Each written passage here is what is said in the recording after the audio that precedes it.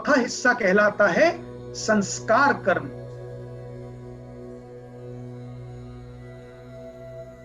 हिंदू संस्कृति में, सनातन संस्कृति में, जैसे मैंने आपको प्रकृति और संस्कृति का इंटरप्रिटेशन शुरुआत में ही बताया, तो सनातन संस्कृति में प्रत्येक जीवन के 16 संस्कार बताए गए। हर एक व्यक्ति के जीवन काल में 16 संस्कारों का कर्म किया जाना आवश्यक होता है। और आपको जान के आश्चर्य होगा कि ये जो 16 संस्कार हैं, they are not limited to your life post birth and pre death. अर्थात ये जो 16 संस्कार हैं वो जन्म के पश्चात और मृत्यु के पहले भर नहीं है।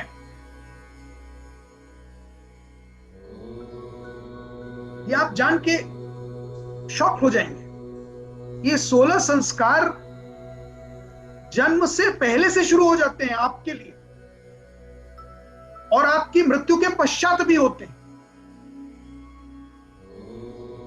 तो यानी जो सनातन संस्कृति है, उसने मनुष्य के जीवन काल में जो चौथा कर्म निश्चित किया, संस्कार कर्म, उनको 16 भागों में विभाजित किया। मतलब आपके जीवन को 16 भागों में विभाजित कर दिया। जीवन का अर्थ जन्म से पहले से मृत्यु के पश्चात तक। यानी कि अब ये 16 संस्कार क्या हैं? 16 संस्कार हैं, जब आपके जन्म के लिए आपके माता पिता देवताओं से आवाहन करते हैं, भगवान के लिए यज्ञ हवन आयोजन करते हैं कि हे प्रभु, हमें संतान रत्न की प्राप्ति हो।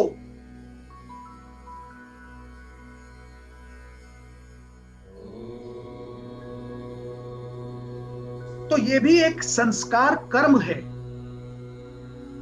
जो विवाह के पश्चात पति पत्नी बैठकर गुरु के दिशा निर्देशन में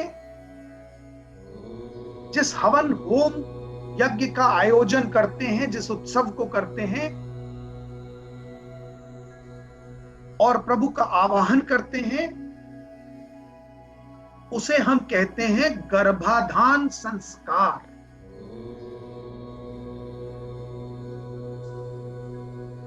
गर्भ का आवाहन कर रहे हैं। हम प्रभु से ये प्रार्थना करते हैं, ये कर्म कांड करते हैं कि हमारे घर में आपका एक अंश का अवतरण हो। हे प्रभु, आप हमारे घर में अवतरित हों। इस संस्कार कर्म के लिए पूरा आयोजन उत्सव होता है। और वेदों के कर्मकांड पोर्शन में इसकी पूरी व्याख्या दी है। इस पूरे रिचुअल के स्टेप्स दिए गए हैं, क्या क्या करना पड़ता है, किस काल में करना पड़ता है, ग्रह नक्षत्रों की किस पोजीशनिंग के आधार पर यह तय हुआ जाता है। ये सारा कुछ बड़ा साइंटिफिकली प्रोवाइडेड है। गर्भाधान संस्कार।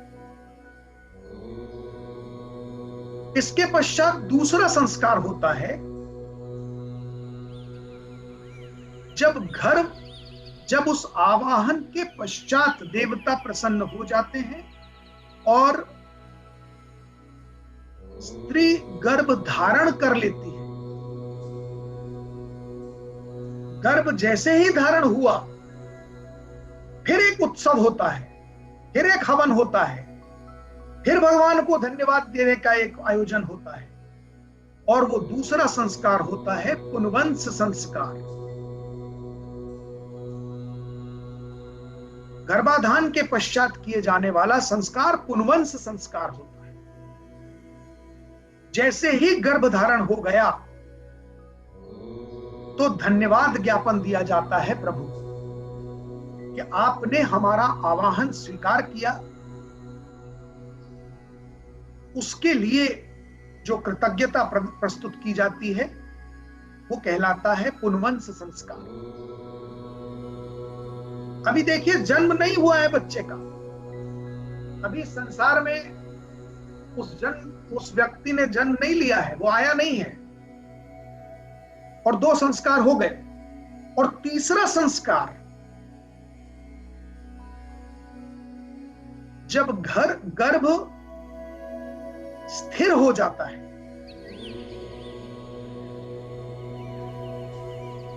लगभग 5वें महीने के आसपास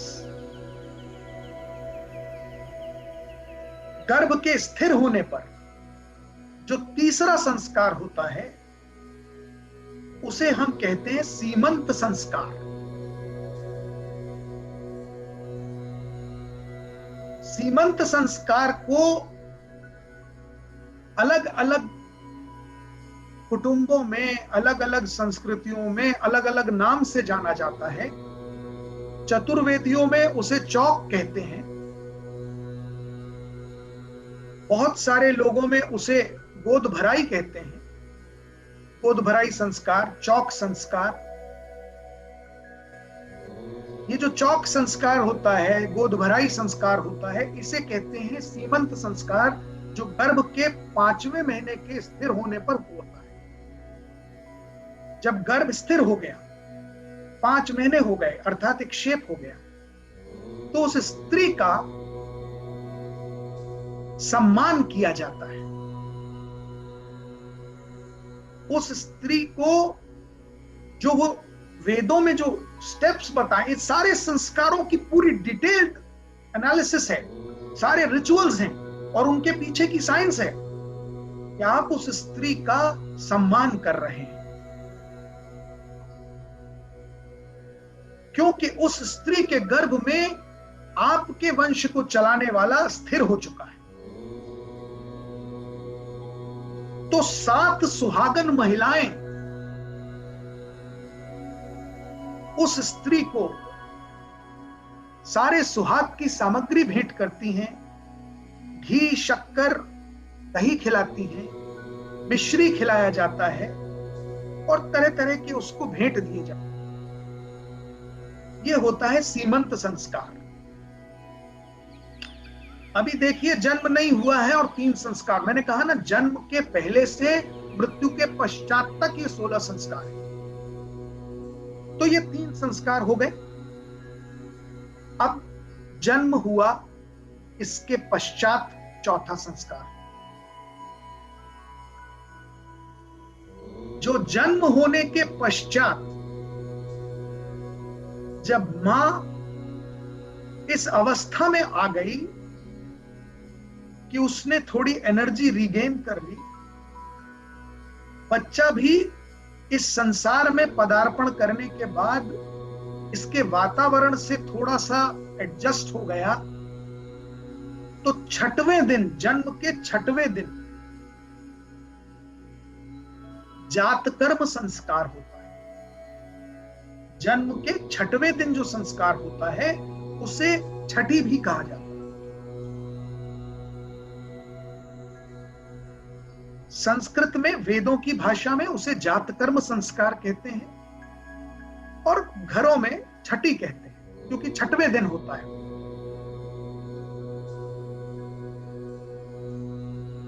तो ये हो गए चौथे 4 संस्कार, जिसमें कि चौथा संस्कार जन्म के पश्चात का पहला संस्कार है, जातकर्म संस्कार, छठी। इसके पश्चात 12-14 दिन से लेकर 25 दिन के बीच में,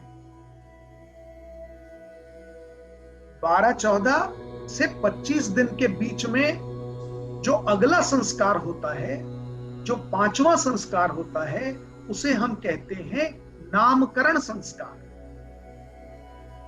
जब हम उस जीव को, जिसने धरती पर पदार्पण कर लिया है,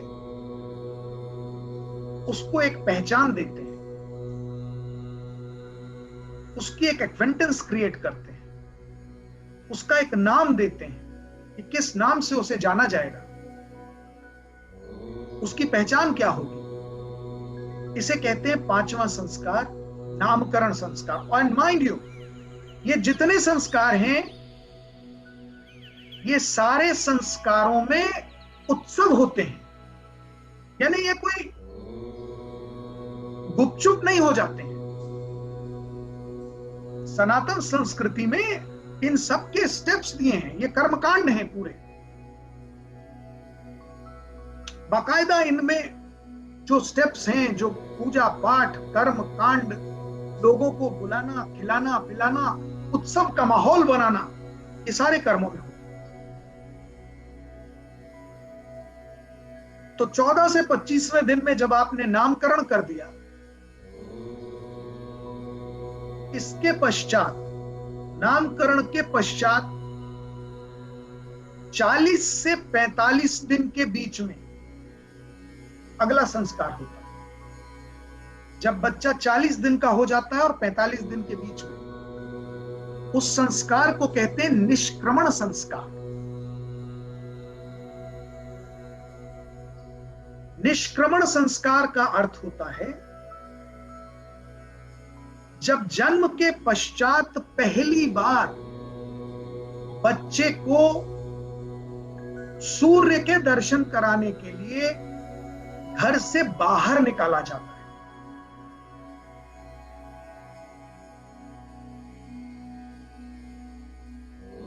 घर से बाहर निकलने की जो प्रक्रिया, पहली बार वो स्वतंत्र वातावरण में जब प्रवेश करता है, सूर्य के दर्शन कराए जाते हैं, सूर्य का प्रकाश उस पर पड़ता है, घर से बाहर निकलना, उस बाहर निकलने की प्रक्रिया को कहते हैं निष्क्रमण। फिर एक उत्सव होता है। निष्क्रमण के संस्कार में सारे परिवार को इकट्ठा किया जाता है, फिर सारे लोगों को उत्सव मनाया जाता है, पूजन पाठ होता है, भोजन होता है। ये हो गया निष्क्रमण संस्कार। अब घर से बाहर भी बच्चा आ गया, सूर्य के दर्शन कर लिए। तत्पश्चात लगभग 6 महीने बाद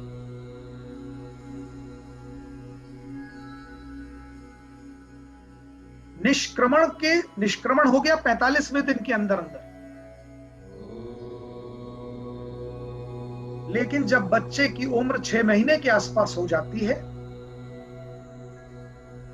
तब अगला संस्कार होता है, और उस संस्कार का नाम है अन्नप्राशन संस्कार। जब पहली बार बच्चे को अन्न का जो है सेवन कराया जाता है, यानी जन्म से लेकर 6वें महीने तक वो बच्चा सिर्फ लिक्विड पर रहता है, दूध पर रहता है।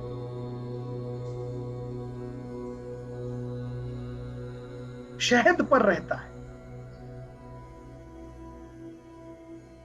लेकिन 6 महीने की जब उम्र हो जाती है, तब पहली बार उसे अन्न चखाया जाता है।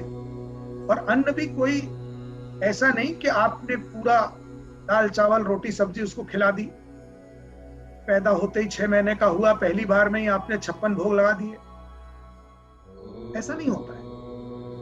जो अन्नप्राशन संस्कार है, उसमें भी बहुत घुटी हुई दूध की खीर या बहुत घुटी हुई खिचड़ी, बिना मसालेदार, ऐसी हल्की सी कोई चीज, सिर्फ अन्न का स्वाद उसे पता चले। क्योंकि याद होगा पिछली बार मैंने आपको बताया कि प्राण जो हमारे शरीर में जो पंच प्राण है, पंच प्राण वायु पिछली बार मैंने बताई थी आपको। प्राण, अपान, उदान, समान, व्यान, उनमें से जो प्राण है, जो पूरे बॉडी में ब्लड सर्कुलेशन करता है, जो पूरी बॉडी में ऑक्सीजन पहुंचाता है, उसको एनर्जी मिलती कहां से है? इस अन्न से मिलती। ये अन्न से ही वो एनर्जी गेन करता है और अन्न से ही प्राण है, वरना वो प्राण अन्न के बिना जीवित नहीं रह सकते। तो जो जो प्राण है उनका सोर्स ऑफ एनर्जी अन्न है।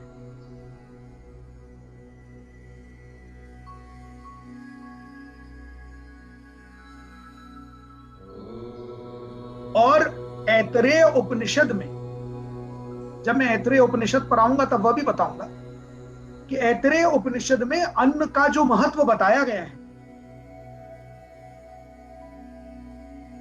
वो सब हम जब ऐतरेय उपनिषद पर पहुंचेंगे तब वो भी बताऊंगा। और ऐतरेय उपनिषद ऋग्वेद का ही पार्ट है। तो ये हो गया अन्नप्राशन संस्कार। अन्नप्राशन संस्कार के बाद होता है जब लगभग 11 महीने का हो जाता है बच्चा,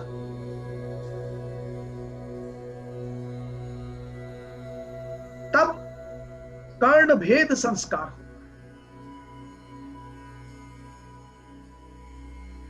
और ये कर्णभेद संस्कार और इसके बाद का जो संस्कार है वो दोनों लगभग साथ साथ होते हैं, आगे पीछे होते हैं। 25 दिन 1 महीना के अंतर में हो जाते हैं। तो जो कर्णभेद संस्कार अर्थात कान का भेद, कान को छेद करना, जिसको कंछेदन भी कहते हैं। बहुत सी संस्कृतियों में पुरुष जीवन भर वो कान की बाली पहनते हैं। आपने प्राचीन काल के राजा महाराजाओं की जो चित्र देखे होंगे, भगवान राम के, कृष्ण के, सबके कानों में छेद है, कानों में बाली है। वर्तमान समय में पुरुषों में वो जनरली वो हट गया है। आज भी राजस्थान के इलाकों में पुरुष भी बाली पहनते हैं कान की। तो वो आप पहने या ना पहने वो आपकी इच्छा है, पर कंछेदन एक संस्कार है जो आवश्यक है, जो हर बच्चे का होता है। और उसका बड़ा साइंटिफिक इफेक्ट है। वो सारी साइंस भी आपको इस कर्मकांड के संस्कार में बताई जाती है। और उसके 25 दिन के अंदर अंदर जो अगला उत्सव होता है, अगला संस्कार होता है, उसे कहते हैं मुंडन संस्कार। मुंडन संस्कार 1 वर्ष के होने से पहले हो जाना चाहिए। यानी कर्णभेद अगर 11वें महीने में हुआ तो उसके 1 महीने के अंदर अंदर मुंडन संस्कार होना चाहिए। शास्त्रों के अनुसार मुंडन संस्कार बच्चे के जन्म से 1 वर्ष के भीतर हो, यानी 11वां महीना के पश्चात और 12वां महीना समाप्त होने से पहले। और यदि बच्चे के कपाल का विकास पूरा नहीं हुआ है, यदि ये टेस्ट किया जाता है कि साल भर में बच्चे के कपाल में दृढ़ता नहीं आई है, स्ट्रेंथ नहीं आई है, क्योंकि ये ब्रह्मनेंद्र इंद्री होती है टॉप पर, यहां एकदम मस्तक के ऊपर, जो ये कपाल के सेंटर में जो पोजीशनिंग होती है, इसको ब्रह्मेंद्र इंद्री कहते हैं। ये एक सॉफ्ट पोर्शन होता है और इसको स्ट्रेंथ लेने में बड़ा वक्त लगता है। बच्चा जो होता है वो यहाँ सॉफ्ट होता है। तो अगर वो स्ट्रेंथ नहीं आ पाई है साल भर में, तो फिर दूसरे वर्ष में ये संस्कार नहीं होता, फिर तीसरे वर्ष में। तो या तो साल भर के पहले यदि एग्जामिन किया गया कि स्ट्रेंथ आ गई तो साल भर के अंदर, 11वें महीने के पश्चात और 12वें महीने के अंत के पहले। और अगर स्ट्रेंथ नहीं आई तो दूसरे वर्ष में वर्जित है, फिर तीसरे वर्ष जब वो प्रवेश करता है तब ये मुंडन संस्कार होता है। तब तक तो डेफिनेटली वो स्ट्रेंथ आ जाती है।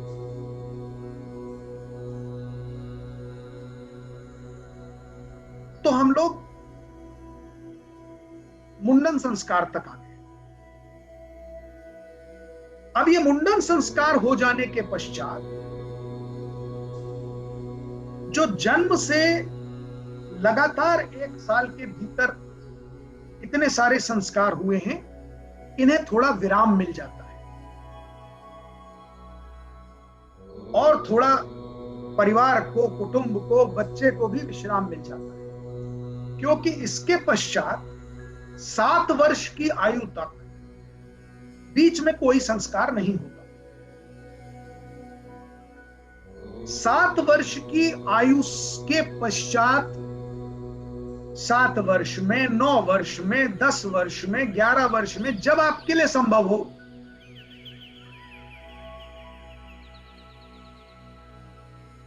देर भी हो जाती, बहुत से लोगों का 14 वर्ष तक इंतजार हो जाता है। पर अगला संस्कार इसलिए आवश्यक है क्योंकि उसके बाद का संस्कार उस पर ही डिपेंडेंट है। तो आइडियली 7 से 9 वर्ष के बीच में जो अगला संस्कार है वो हो जाना चाहिए, और उसे हम कहते हैं यज्ञोपवीत संस्कार, उपनयन संस्कार, जिसे हम कोलोक्वल भाषा में जनेऊ संस्कार भी कहते हैं।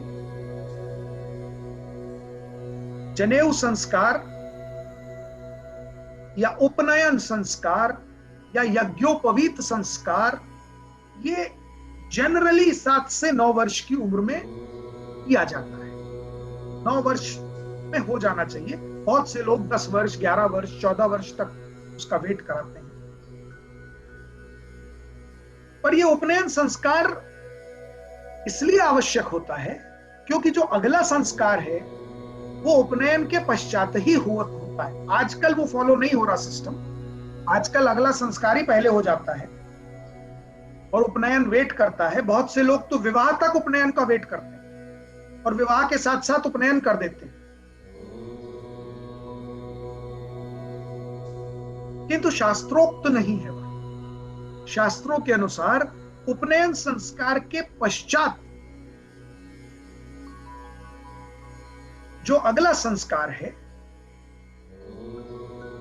वो होता है गुरुगमन संस्कार, गुरुकुल गमन संस्कार, यानी शिक्षा का प्रारंभ।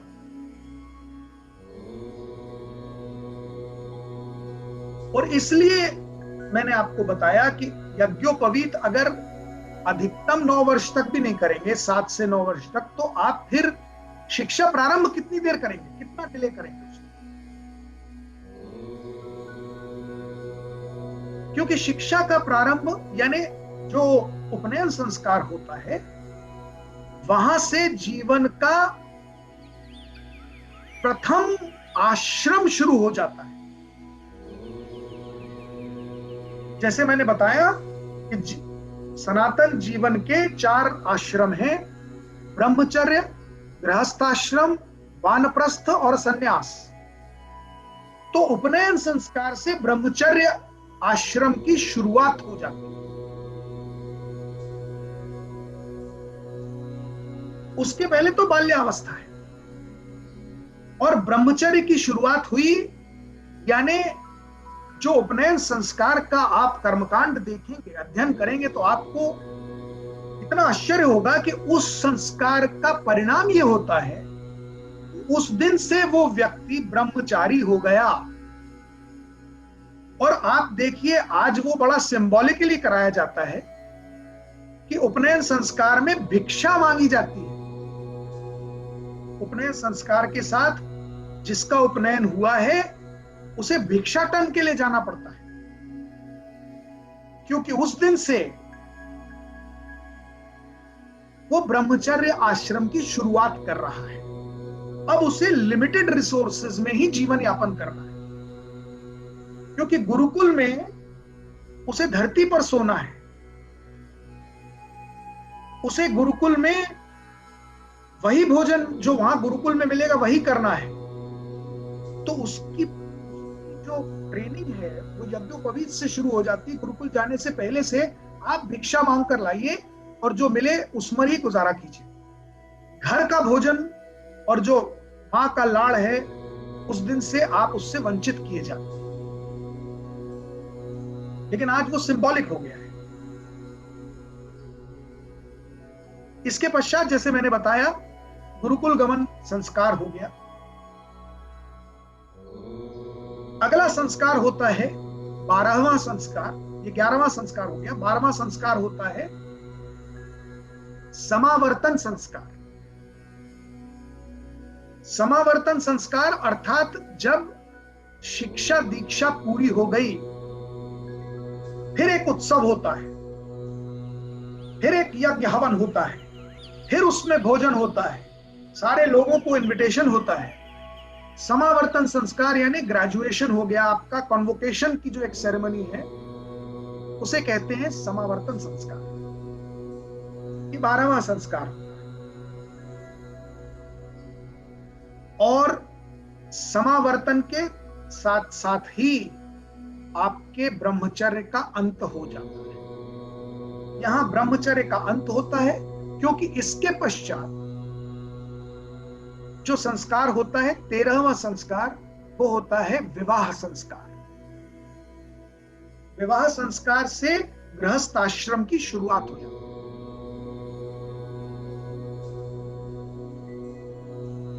और ये विवाह संस्कार जो गृहस्थ आश्रम का संसार है, जो गृहस्थ आश्रम का ड्यूरेशन है, वो लॉन्गेस्ट ड्यूरेशन है। सारे संस्कारों के बीच में जो गैप अभी तक मैंने आपको बताए हैं, उसमें गृहस्थ आश्रम में प्रवेश करने के पश्चात, विवाह संस्कार के पश्चात जो अगला संस्कार होता है, उसमें और इसमें बहुत बड़ा अंतर होता है, लॉन्गेस्ट ड्यूरेशन। कहते हैं कि 50 वर्ष की आयु तक फिर कोई और संस्कार नहीं। 50 से 55 वर्ष की आयु के बीच में जब आप पहुंच जाते हैं, तो विवाह तो आपका प्राचीन काल में 18-20 साल में हो जाता था, आज 25 साल में होता है, तो भी लॉन्गेस्ट ड्यूरेशन है।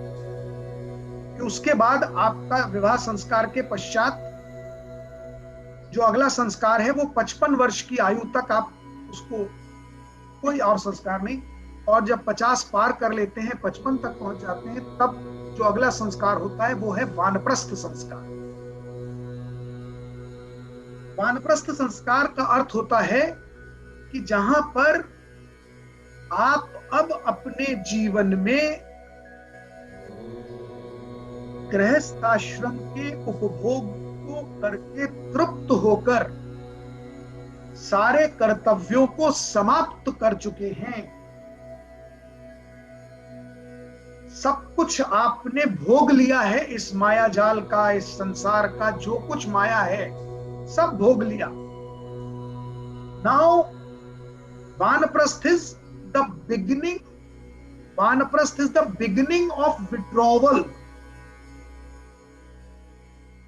वानप्रस्थ is the beginning of withdrawal from your सांसारिक मायाजाल। अभी ये देखिए, ये वानप्रस्थ भी अगले संस्कार की प्रिपरेशन है,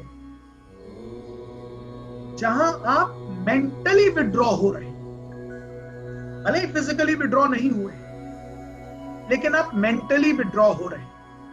मेंटली आप माया मोह से विड्रॉ हो रहे हैं। मेंटली आप तरह तरह की जो आपने गृहस्थ आश्रम में सुखों का भोग किया है उससे विड्रॉ हो रहे हैं। धीरे धीरे सुविधाओं से विड्रॉ हो रहे हैं।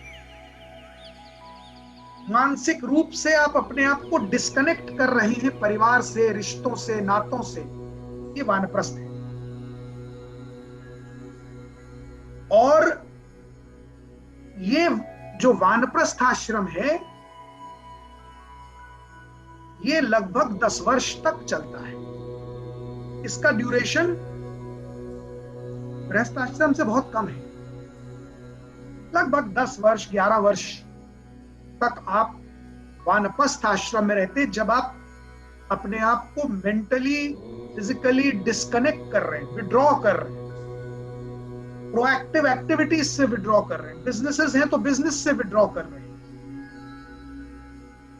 रिश्तों से, नातों से, तमाम माया के प्रपंचों से सब विड्रॉ, क्योंकि कर्तव्य पूरे हो चुके आपके, भोग लिया आपने गृहस्थ आश्रम, तो ये वानप्रस्थ हो गया।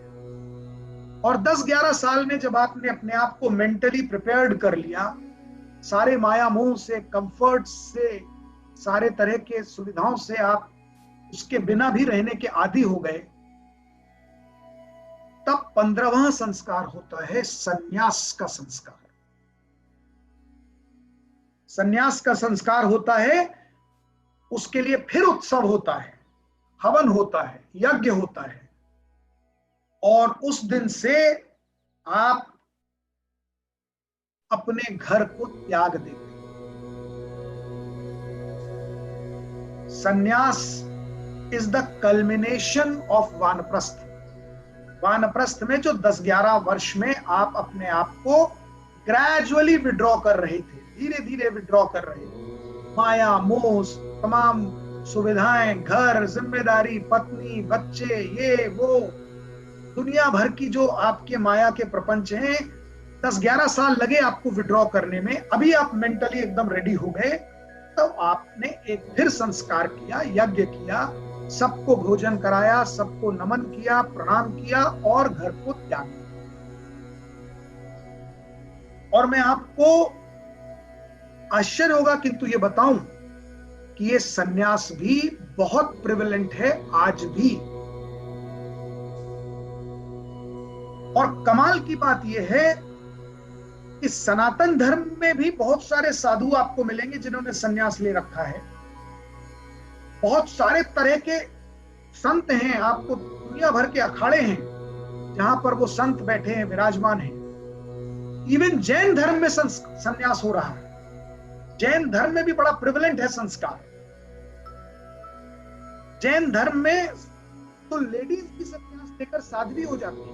सनातन धर्म में भी होती, बहुत सी साध्वी हैं, पर वो सन्यास लेकर एकदम विगलित हो जाते हैं, एकदम डिस्कनेक्ट हो जाते हैं। वो नाम तक सन्यास में छोड़ दिया जाता है। जो पहचान आपको नामकरण संस्कार में दी गई है, वो नाम भी त्याग दिया जाता है। उसके बाद सन्यास के बाद गुरु जो आपको नया नाम देता है, उससे आपकी पहचान,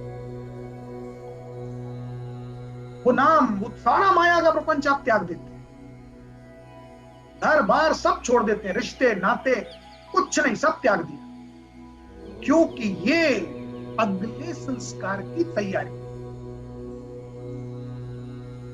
जैसे जब जन्म लिया था तो इस पृथ्वी पर प्रवेश किया और जीवन के पूरे काल में तरह तरह की वासनाओं का मैनिफेस्टेशन किया। वानप्रस्थ से वो मैनिफेस्टेशन फिर आपने डीमैनिफेस्टाई करना शुरू किया और सन्यास में सब त्याग दिया। और अब परमात्मा से पुनर्मिलन के लिए, मृत्युलोक को त्यागने के लिए, स्वर्गलोक या ब्रह्मलोक पर पहुंचने के लिए जो अगली तैयारी होती है, इसके लिए सन्यास होता है।